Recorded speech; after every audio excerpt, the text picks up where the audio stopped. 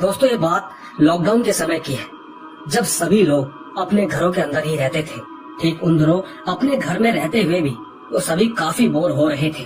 तो मेरा कजन जिसका नाम अरमान है, उसके कुछ दोस्त थे जिनका नाम आकाश, मेराज, शुभम और सुलेमान है। ये सभी एक ही कॉलेज में पढ़ाई करते थे। वो हर रोज ग्रुप चैटिंग करते थे। एक दिन उन सबने मिलकर ये प्लान बनाया कि हम लोग कहीं घूम कर आते हैं। अरमान ने कहा कि चलो गांव चलते हैं, तो शुभम ने कहा कि मेरे मामा जी के घर चलते हैं। वहाँ नाना नानी जी और मामा जी ही रहते हैं और उनके घर के आसपास घूमने की बहुत सारी जगह है। इसके बाद सभी ने हामी भर दी। सभी ने अपना अपना सामान पैक किया और अपने अपने घरों से निकल गए। इसके बाद सब लोग शुभम की नानी के घर पर पहुंच गए।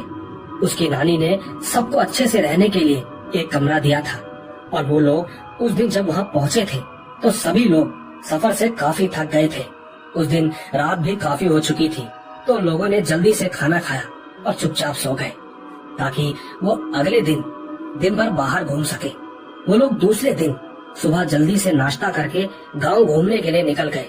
दिन भर उन लोगों ने खूब मस्ती की और वहाँ पर एक नदी थी, उसमें भी नहाया। दिन का खाना खाने के लिए जब उनके मामा जी ने उन्हें बुलाया तो मेराज बोलने लगा कि भाई शुभम, आज अपनी नानी से मुर्गा बनवा, मेरा काफी मन कर रहा है मुर्गा खाने का। शुभम ने कहा ठीक है, तुम लोग सब घर पर जाओ, मैं मुर्गा लेकर आता हूँ। शुभम के नानी के घर के पास ही एक घर था। उनके यहाँ मुर्गा बकरियां पाली हुई थी। वो उन्हें काटकर गांव में बेचते थे। तो शुभम ने जाकर उनसे बोला कि चाचा जी एक मुर्गा दे दो, और कितने पैसे लोगे? तो चाचा ने कहा मुर्गा तो दे देंगे, लेकिन काटना तुम्हें ही पड़ेगा, क्योंकि आज अमावस्या की रात है, तो मैं मुर्गा नहीं काटूंगा। आज मुर्गा काटने का मतलब है बुरी शक्तियों को बुलावा देना, और अगर तुम्हें काटना है तो उसके पैर वगैरह दूर जाकर फेंक देना, वरना तुम सभी लोग मुसीबत में पड़ सकते हो। वैसे तुम मेरी बात मानो तो आज रहने ही दो, कल ले लेना, कल मैं तुम्हें काट कर भी दे दूंगा। दोस्तों लेकिन शुभम को तो मेराज को खिलाना ही था और उसने उससे वादा भी किया था। बस यही सोचकर उसने वहाँ से मुर्गा ले लिया। घर पर आकर उसने अपनी नानी जी से कहा कि नानी आज मुर्गा बना दो, हम सभी की इच्छा है आज मुर्गा खाने की। दोस्तों वैसे नानी जी के वहाँ एक औरत काम करने आती थी। उस औरत ने नानी जी से कहा कि अम्मा लाओ मैं बना देती हूँ। दूसरी तरफ मेरे कजन के दोस्तों ने कहा कि चलो जब तक मुर्गा बनता है तब तक हम लोग नदी में जाकर नहा आते हैं, वहाँ बहुत मजा आएगा। लेकिन शाम का समय होने की वजह से बाकी के दोस्तों ने शुभम से कहा कि अरे अभी तो रात होने वाली है और हम लोग रात में नहीं जाएंगे, कल सुबह चले जाएंगे। पर शुभम ने कहा कि अरे यार तुम सब डरो मत, यहाँ सब कुछ ठीक है। उसकी ये बातें सुनकर बाकी लोग मान गए और नहाने के लिए नदी में चले गए। जब वो नदी में नहाने लगे तो कुछ ही समय हुआ था कि अचानक ही किसी ने शुभम का पैर नीचे नदी की तरफ खींच लिया। ये देखते ही अरमान ने उसका हाथ पकड़ लिया। तब जाकर शुभम पानी से बाहर आया। फिर अरमान ने उससे पूछा कि तुम्हें क्या हुआ? तो उसने जवाब दिया कि भाई मुझे किसी ने पानी के अंदर से खींचा। तो मेराज बोलने लगा कि भाई डरा मत। आकाश ने बोला भाई चलो, अब यहाँ मुझे भी अजीब सा लग रहा है। दोस्तों उन सभी में सुलेमान पहले तो शांत था, लेकिन कुछ देर बाद उसने पानी में कुछ पढ़ के फेंका। फिर उसने कहा कि अब सब ठीक है। सभी लोग उसकी बात सुन के कुछ जवाब देते कि उससे पहले ही शुभम बोल पड़ा कि भाई मेरे डर के कारण हाथ पैर कांप रहे हैं, तुम सब प्लीज यहाँ से जल्दी चलो। इसके बाद सब लोग वापस घर आ गए। घर आने के बाद शुभम ने कहा कि भाई मैंने मुर्गे को साफ करके उसकी गंदगी नदी में फेंकी थी, कहीं ये उसकी वजह से तो नहीं हुआ, क्योंकि चाचा जी ने भी बोला था कि आज मुर्गा मत बनवाओ। लेकिन मेराज कहने लगा कि अरे तुम लोग बस यूं ही डरते रहते हो, ऐसा कुछ भी नहीं है। इसके कुछ देर बाद शुभम ने अपनी नानी से पूछा कि नानी मुर्गा बन गया हो तो खाना पैक कर दो, हम लोग बाहर आम के बाग में जाकर खाएंगे। दोस्तों वैसे उस वक्त शुभम के आम के बाग में खूब आम आए थे, तो उनकी रखवाली के लिए भी उसने सोचा कि आज मामा के साथ वो सभी लोग भी बाग में ही रुकेंगे और खाना खाकर आराम से आम भी खाएंगे। थोड़ी ही देर बाद नानी ने कहा कि खाना पैक कर दिया है, अपना टिफिन ले जाओ। इसके बाद सभी खाना लेकर जाने लगे कि तभी सुलेमान ने कहा कि भाई तुम लोग खाना यहीं पर खा लो, इसके बाद चलते हैं। तो मेराज बोल पड़ा कि भाई मीठे आम के साथ मजे से खाएंगे, लेकिन सुलेमान ने फिर कहा कि खाना बाहर मत ले जाओ, पर मिराज कहाँ मानने वाला था। उसने कहा कि भाई एक तो तू ये खाता भी नहीं है, ऊपर से हमें भी मजा नहीं लेने देता। दोस्तों आपको बता दूं कि सुलेमान ये मांस मच्छी नहीं खाता था, तो उसने अपने लिए दाल बनवाई थी।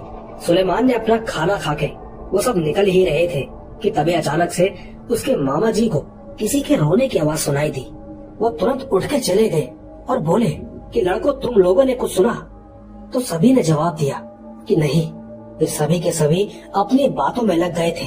बात करते हुए काफी समय हो गया था कि आकाश ने कहा कि भाई मुझे जोर से टॉयलेट लगी है, मैं बाथरूम जाकर आता हूँ। इतना कहकर वो बाथरूम की तरफ चला गया, लेकिन काफी देर हो जाने के बाद भी जब वो वापस नहीं आया तो शुभम ने कहा कि भाई ये आकाश कहाँ रह गया।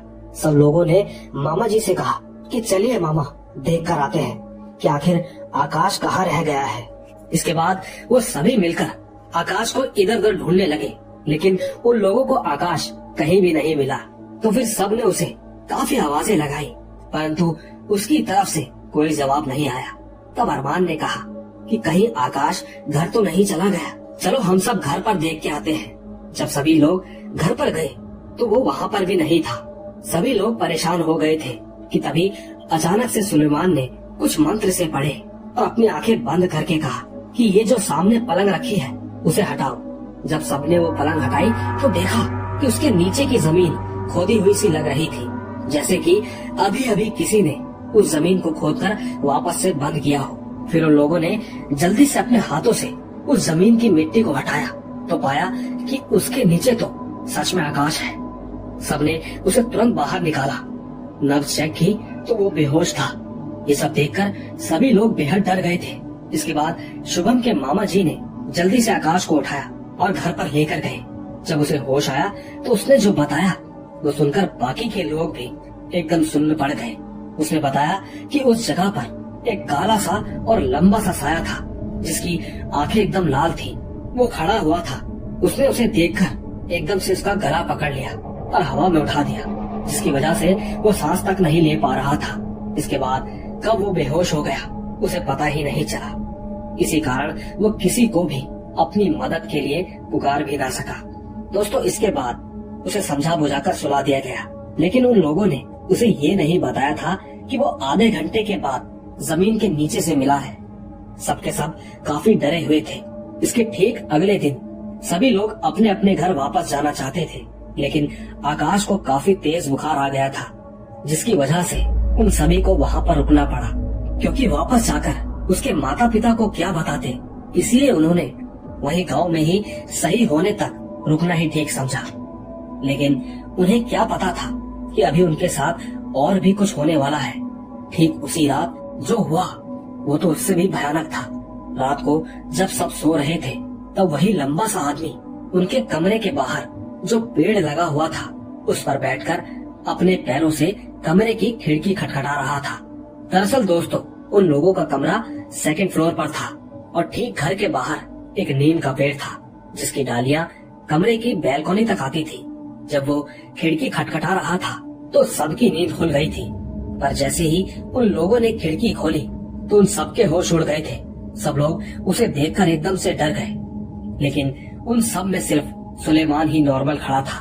और ठीक वो आदमी सुलेमान की तरफ देखकर बोला कि तूने ही कल मेरा सारा खेल बिगाड़ा था, आज मैं तुझे नहीं छोड़ूंगा। इतना कहकर वो पेड़ से कूदकर कमरे में आ गया। उसने जैसे ही सुलेमान को चाहा कि गर्दन से उठा लो, वैसे ही तुरंत सुलेमान ने उसका हाथ उल्टा पकड़ के उसको इतनी तेज धक्का दिया कि वो सीधा बाहर जाकर गिरा। इसकी वजह से उस पेड़ की एक डाली भी टूट गई थी। उस डाली के गिरने की आवाज से शुभम के मामा और नानी सब जाग गए थे। इसी बीच सभी लोग डर के मारे जल्दी से नीचे की तरफ भागे। नीचे आकर सबने पाया कि वो आदमी कहीं गायब हो गया था। फिर नानी और मामा जी ने सबसे पूछा तो उन्होंने बताया कि ये सब सुलेमान ने किया है। और ठीक वो काला सा आदमी जो कल आकाश को दिखाई दिया था, आज वो हम सबको दिखाई दिया। ठीक उसी ने सुलेमान पर हमला किया तो सुलेमान ने उसे जोर से धक्का दिया था, जिससे कि पेड़ की एक डाली भी टूट गई। पर वो आदमी न जाने कहाँ गायब है। दोस्तों इसके बाद नानी ने सुलेमान से पूछा, पर सुलेमान काफी देर चुप रहने के बाद उसने बताया कि उसके पिताजी करीम साहब हैं और मैं भी हाफिज़े कुरान पढ़ता हूँ। मेरे अब्बा ने काफी अमाल करे हुए हैं। उनके कब्जे में तो जिन्नात भी हैं। उनके जिन्नात ठीक मेरे ऊपर आते हैं, मेरी हिफाजत करते हैं, इसीलिए मैं नॉनवेज नहीं खाता हूँ। वैसे अब्बा ने मुझे ये सब बात किसी को भी बताने से मना किया हुआ था, लेकिन आप सभी के सामने ऐसे हालात बन गए कि मुझे सब कुछ बताना पड़ रहा है। दोस्तों, इन सब के बाद सुलेमान ने एक गिलास में पानी भरकर अपने कुछ मंत्र पढ़े। फिर वो पानी आकाश को पिलाया तो दूसरे दिन ही उसका बुखार उतर गया। वो एकदम से ठीक हो गया। तब जाकर अरमान ने कहा कि सिर्फ सुलेमान की वजह से हम सबकी 2 बार जान बच पाई। एक बार उस रात आम के बाग में और दूसरी बार जब वो शैतान हमारे कमरे में आ गया। दोस्तों, आकाश के ठीक होने के बाद सब के सब वापस आ गए थे, लेकिन उस दिन के बाद से वो लोग कभी वापस उस गांव में नहीं गए। और तो और शुभम को भी 2 साल होने को है, लेकिन वो अपनी नानी के घर फिर दोबारा कभी नहीं गया। तो दोस्तों, देखा आपने, ये थी एक जबरदस्त कहानी। आखिरकार ये साबित ही हो गया कि जिस इंसान का दिल ईमानदार और सच्चा हो, उसका कोई भी कुछ भी नहीं बिगाड़ सकता। उल्टा ऊपर वाला सदैव उसके साथ रहता है। बस हमें भी इन्हीं की तरह बनना है। बाकी आप क्या कहते हैं नीचे कमेंट में जरूर बताइएगा। तब तक मैं ले चलता हूँ आपको हमारी दूसरी कहानी की तरफ। आइए सुनते हैं। दोस्तों, मेरा नाम कमलेश है। मैं बिहार की रहने वाली हूँ और आज जो कहानी मैं आप सभी को सुनाने जा रही हूँ वो मेरी नानी जी के साथ घटी एक सच्ची घटना है। दोस्तों, ये बात उस समय की है जब मेरी माँ छोटी हुआ करती थी।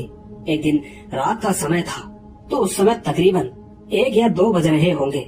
मेरी नानी जी को प्यास लगी तो वो पानी पीने किचन में गई।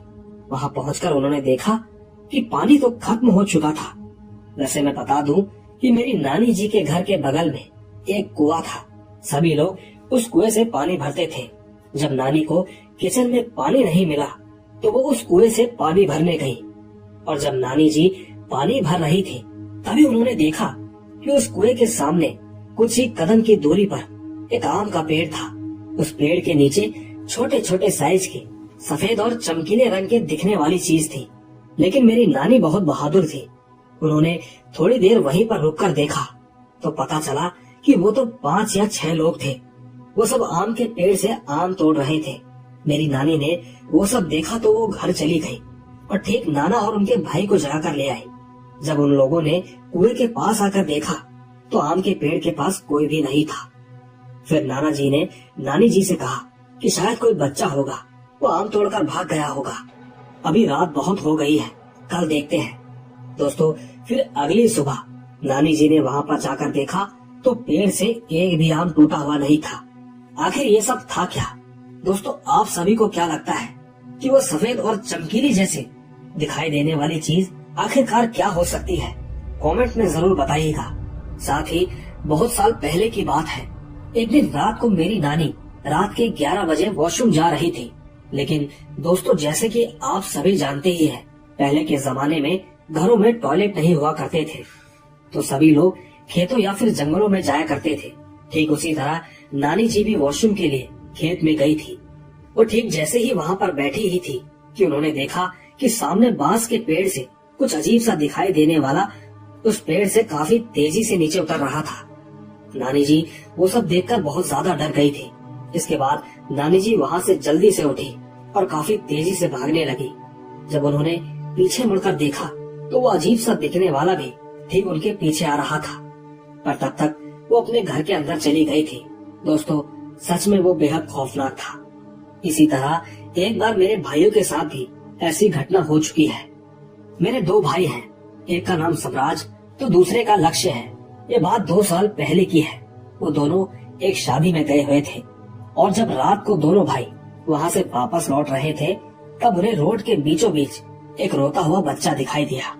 तो ठीक सम्राज भैया ने लक्ष्य भैया से कहा कि बिना उस बच्चे पर ध्यान देते हुए चुपचाप घर चलो। फिर लक्ष्य भैया समझ गए थे कि ये कोई छलावा है और वे दोनों शांति से अपने घर की ओर बढ़ने लगे। वो दोनों आगे बढ़े ही थे कि तभी बच्चे की आवाज और ज्यादा तेज हो गई थी इसके बाद उन दोनों ने पीछे मुड़कर देखा तो वो बच्चा गायब हो चुका था, पर उसके रोने की आवाज अभी भी आ रही थी। ये देखकर दोनों ही बेहद डर गए थे। इसके बाद वो दोनों तेजी से चलने लगे कि तभी उन्हें उस बच्चे की आवाज बेहद ही डरावनी और खौफनाक सी लगने लगी। इसी बीच उन्होंने ये भी देखा कि वो छोटा सा बच्चा दौड़ता हुआ सामने एक तार के पेड़ में घुस गया, जिसके बाद ही तुरंत वो दोनों डर के कारण कांपने लगे और वहां से भागकर सीधा अपने घर आ गए। इसके बाद उन दोनों को कुछ दिन तक काफी तेज बुखार रहा, पर जब हमने घर में पूजा करवाई तो फिर वो दोनों ठीक हो गए। दोस्तों कमेंट्स में जरूर बताइएगा कि आखिर वो कौन था। वैसे दोस्तों इसी तरह मेरे एक भैया और हैं जिनका नाम हैप्पी है। ये बात 8 साल पहले की है। उन दिनों सर्दी का मौसम चल रहा था। हैप्पी भैया और उनके बड़े भैया हिमांशु कोचिंग के लिए जा रहे थे, जिसका समय 6 बजे से था।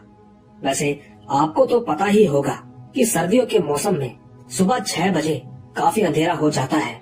वो दोनों कोचिंग पहुंच गए थे।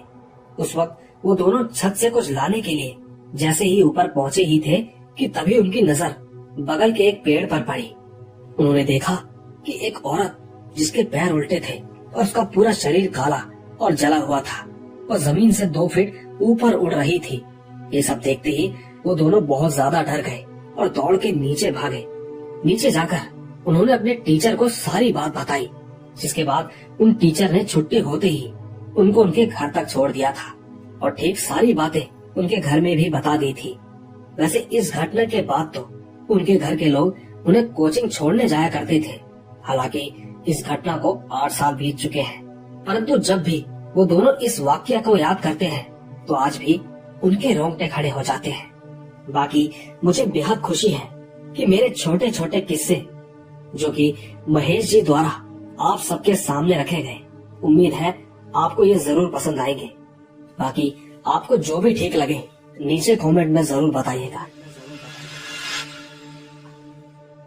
तो दोस्तों देखा आपने, ये थी कमलेश की भेजी हुई 5 छोटी छोटी सी कहानियाँ। आपको इनकी कहानियाँ कैसी लगी नीचे कमेंट में जरूर बताइएगा। बाकी मैं आपको ले चलता हूँ हमारी आज की अगली कहानी की तरफ। आइए सुनते हैं। दोस्तों मेरा नाम शिवा है। मैं जमशेदपुर के बिरसा नगर जोन नंबर 6 का रहने वाला हूँ और आज जो कहानी मैं आप सभी को सुनाने जा रहा हूँ वो कहानी 7 बहन की है, जिसे हमारे झारखंड में 7 बहुनी के नाम से जाना जाता है। दोस्तों ये कहानी जमशेदपुर के सोनारी में स्थित 2 मोहानी नदी की है और ठीक ये कहानी मुझे मेरी वाइफ के भाई ने सुनाई थी। उन्होंने मुझे बताया कि मेरी शादी से पहले की बात है। उनका बेटा और वो खुद उस 2 मोहानी नदी में नहाने जाया करते थे, लेकिन एक दिन अचानक उनकी तबीयत खराब सी हो गई थी तो वो उस नदी में नहाने के लिए नहीं जा पाए। इसी बीच उन्होंने अपने बेटे को समझाया कि अकेले नदी में मत जाया करो, क्योंकि तुम्हें पता तो होगा कि नदी में 7 बहुनी होती है जो कि कुंवारे लड़कों का शिकार करती है और ये कहीं भी हो सकती है, नदी में, नालों में या तालाबों में। दोस्तों पिताजी की बात सुनकर साहिल अपने पापा की बात मानकर कुछ दिन तक तो नहीं गया, लेकिन एक दिन साहिल ने अपने दोस्त गोलू से कहा कि चल नदी पर नहाने चलते हैं। गोलू भी तुरंत मान गया। दोनों ही बच्चे थे, उन्हें इतनी समझ नहीं थी कि क्या सही है और क्या गलत। वो दोनों यही लगभग 11 साल के होंगे। वो ठीक नहाने के लिए नदी पर चले गए। नहाते नहाते उन्हें काफी देर हो चुकी थी कि तभी अचानक एक चैन या सिकड़ी कह लीजिए उन दोनों के पैर पर बंध गई थी, जिसने उन दोनों बच्चों को पानी के अंदर डुबा दिया था।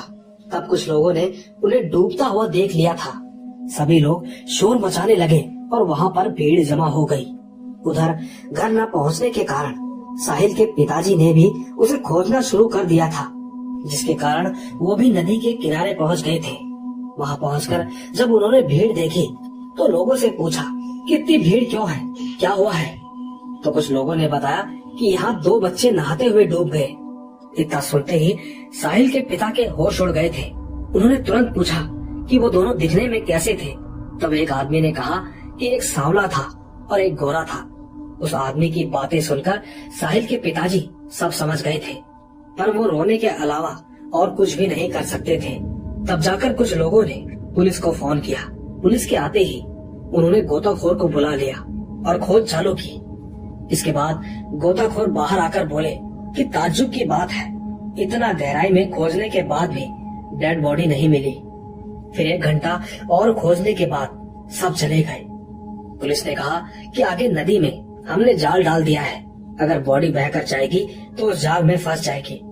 दूसरी तरफ साहिल के पिता का रो रोकर बुरा हाल हो चुका था।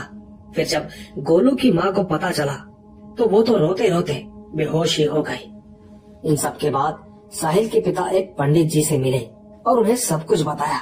तो उन पंडित जी ने कहा कि उस नदी में 7 बोहनी का राज है, अगर कोई उस नदी में डूब गया तो उसको बचा पाना नामुमकिन है। उन्होंने ये भी कहा कि उनकी डेड बॉडी तो मैं पूजा करके 1 मिनट में बाहर निकाल दूंगा, वो भी अगर मर गए होंगे तो, नहीं तो फिर आपको 7 दिन तक रुकना होगा। ये सुनकर साहिल के पिता ने पंडित जी से कहा कि पंडित जी आपको जो बोलना है साफ साफ बोलिए। तब जाकर पंडित जी ने कहा कि 7 बोहनी अगर किसी को भी डुबाती है तो 7 सवाल करती है, उसमें बहुत ही सोच समझकर जवाब देना पड़ता है, और अगर दिमाग से काम नहीं लिया तो समझो आपका खेल खत्म। साहिल के पिता ने तुरंत पूछा, तो पंडित जी अब हमें क्या करना होगा? पंडित जी ने उसके पिता से कहा कि तुम 12 लाल मुर्गे और 10 मछली, कुछ गुलाब जामुन, 7 कांच की थाली लाने होंगे, तब फिर मैं कुछ करता हूँ। जैसे तैसे करके साहिल के पिता ने पंडित जी के बताए अनुसार वो सारा सामान उन्हें लाकर दिया। फिर जाकर पंडित जी ने पूजा की और बताया कि अभी तुम्हारे बेटे मरे नहीं हैं, वो जिंदा है, उन्हें कुछ भी हो सकता है, पर अब मैं इसके आगे नहीं देख सकता। इतना कहकर उन्होंने वो सारी चीजें नदी में डाल दी। देखते ही देखते 7 दिन बीत गए थे। अब तो पुलिस ने भी हार मान ली थी, लेकिन 8वें दिन उन दोनों की बॉडी नदी की दूसरी तरफ मिली। उनकी बॉडी को एक मछुआरे ने देखा था, तो उसने तुरंत पुलिस को फोन करके बुलाया। पुलिस ने जब उनकी बॉडी को देखा तो वो तो दंग रह गए थे, क्योंकि वे दोनों ही जिंदा थे। दोनों को तुरंत हॉस्पिटल लेकर गए। वहाँ पर ठीक होने के बाद वो कुछ बोलने के लायक ही नहीं थे, इसीलिए पुलिस ने भी उन पर ज्यादा प्रेशर नहीं डाला और उन्हें उनके घर छोड़ दिया। जब घर वालों को मालूम चला तो सब के सब चौंक गए कि ये कैसे हो सकता है। फिर पंडित जी ने झाड़ा लगाया तो वो दोनों बच्चे ठीक हो गए। तब जाकर उन बच्चों से सवाल पूछा कि तुम लोग आखिर कैसे बच गए? तो गोलू ने जवाब दिया कि जब हमें डुबाया गया तो तब हम एक महल के अंदर थे, जहाँ पानी की एक बूंद भी नहीं गिर रही थी। इसी बीच हमने देखा कि 7 बहनें एक साथ बैठी थी और हमें एक जंजीर में बांध दिया गया था। उन्होंने हमसे पूछा कि तुम किससे शादी करोगे? उनमें सबसे बड़ी बहन बहुत ही सुंदर थी और छोटी बहन सबसे काली और डरावनी थी। उन्हें देखकर हम दोनों काफी ज्यादा डर गए थे। हमारे मुंह से तो आवाज तक नहीं निकल रही थी। उन्होंने हमसे पूरे 7 सवाल किए थे, वो भी 7 दिन तक। हमने तो 7 दिन तक कुछ बोला ही नहीं, हम बिल्कुल चुप हो गए थे। जिसके बाद 8वें दिन उन्होंने हमें बाहर फेंक दिया, लेकिन उन्होंने हमसे कहा कि तुम लोग पहले हो जो यहाँ से जिंदा बाहर जा रहे हो, और वैसे भी तुम्हारे बाहर जाने के बाद कोई भी तुम्हारी बातों पर यकीन नहीं करेगा। बस इतनी ही थी ये कहानी। तो दोस्तों देखा आपने, ये थी शिवा की भेजी हुई एक अनोखी कहानी। आपको क्या लगता है, क्या आपने इस कहानी के बारे में कहीं पर सुना है? क्या इस कहानी में जरा सी भी सच्चाई है? अगर ऐसा कुछ भी है तो नीचे कमेंट में जरूर बताइएगा। बाकी मैं ले चलता हूँ आपको हमारी आज की आखिरी कहानी की तरफ। आइए सुनते हैं। दोस्तों मेरा नाम सिकंदर है और आज जो कहानी मैं आप सभी को सुनाने जा रहा हूँ वो मेरे दादाजी के एक जानकार ने उन्हें बताई थी, जो कि मेरे दादाजी का मित्र था। वैसे वो एक तांत्रिक भी था। दोस्तों जैसे कि मैंने आपको अपनी पिछली कहानियों में भी बताया है कि मेरे दादाजी लोगों के भूत प्रेत उतारा करते थे। इसी के चलते मेरे दादाजी के पास कई सारे लोग आते थे। हर समय भीड़ लगी रहती थी, जो कि अपनी समस्या का समाधान निकलवाने के लिए मेरे दादाजी के पास आते थे। वैसे दोस्तों ये कहानी काफी पुरानी है। मेरे दादाजी को गुजरे आज 20 साल हो चुके हैं, और तो और इस कहानी को तकरीबन 70 साल बीत गए हैं। एक दिन मेरे दादाजी के मित्र ने उन्हें बताया कि एक बार वो अपने किसी रिश्तेदार की बेटी की शादी में गए थे। उनके रिश्तेदारों का घर किसी दूसरे गांव में था। ठीक उस जमाने में जंगल भी काफी घने हुआ करते थे। शादी के बाद जब वो अपने घर के लिए लौट रहे थे तो शाम भी होने को थी। उनके रिश्तेदार ने उन्हें अगली सुबह जाने के लिए कहा, लेकिन मेरे दादाजी के मित्र ने उनकी एक ना सुनी। वो शाम को ही घर की ओर चल पड़े। दोस्तों, उस जमाने में लाइट का कुछ खास इंतजाम नहीं हुआ करता था। वैसे भी गांव में लाइट होती भी नहीं थी। इसी कारण उस समय शाम के 5 बजते ही हल्का अंधेरा छा जाया करता था। ठीक दादाजी के मित्र को कोई तांगे वाला नहीं मिला तो वो पैदल ही जंगल के रास्ते से होते हुए निकल गए। वो जंगल के रास्ते पर चल रहे थे कि अचानक उन्हें कुछ ही दूरी से कोई आवाज उनके कानों में सुनाई दी। उन्होंने सोचा कि शादी के माहौल से आ रहा हो, शायद इसीलिए उसी का ख्याल आ रहा है। खैर, कुछ दूर और आगे बढ़ने के बाद वही आवाजें उन्हें दोबारा सुनाई देने लगी, जैसे कि कोई नाच गाने का संगीत चल रहा हो। पर इस बार वो समझ गए थे कि ये उनका वहम नहीं है और वो उन्हीं आवाजों की तरफ बढ़ने लगे। चलते चलते उन्होंने देखा कि घने जंगल के बीचों बीच कुछ लोग जश्न मना रहे हैं। वो लोग नाच गा रहे थे और मिठाइयाँ भी बांट रहे थे। उस वक्त वो ये सोचने लगे कि इतनी रात को कोई इंसान इस जंगल के बीचों बीच इस तरह का प्रोग्राम आखिर क्यों रखेगा।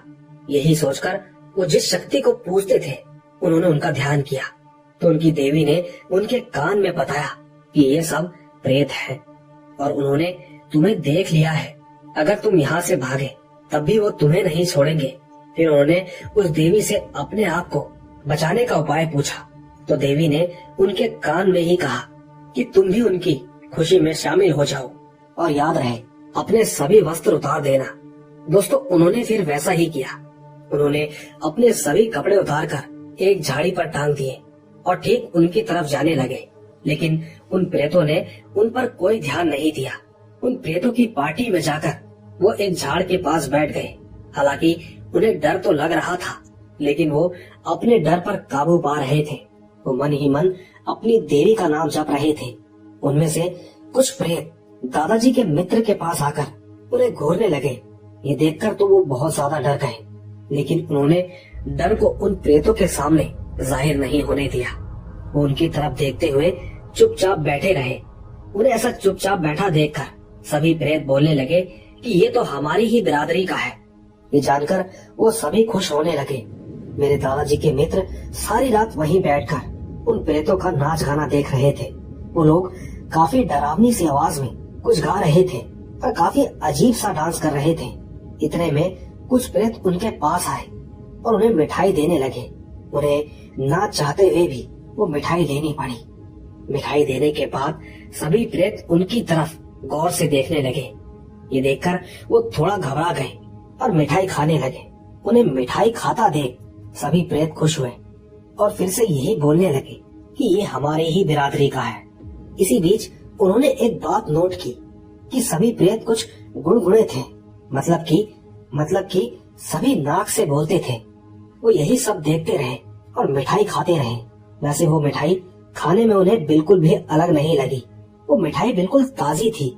इसी बीच उन्होंने देखा कि सभी प्रेत आसपास की झाड़ियों और पेड़ों में छलांग लगा रहे थे।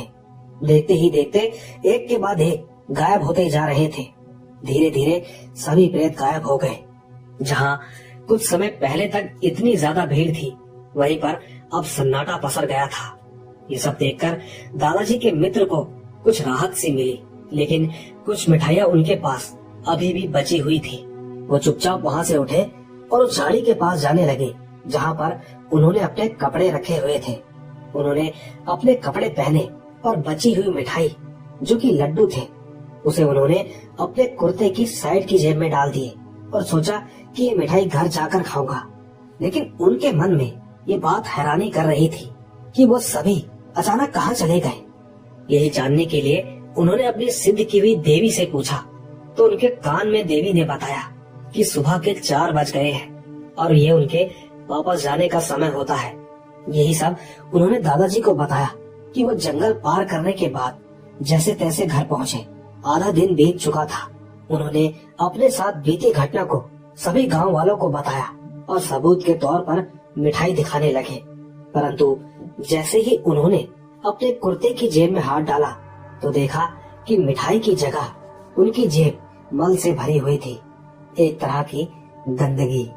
ये देखकर गांव वालों ने उनकी बात पर यकीन नहीं किया, पर तभी गांव के एक बुजुर्ग ने कहा कि तुम्हारी किस्मत अच्छी है जो तुम बच गए, क्योंकि उस जंगल में जो भी रात के समय जाता है वो प्रेत उसे बहुत बुरी तरह से मार देते हैं।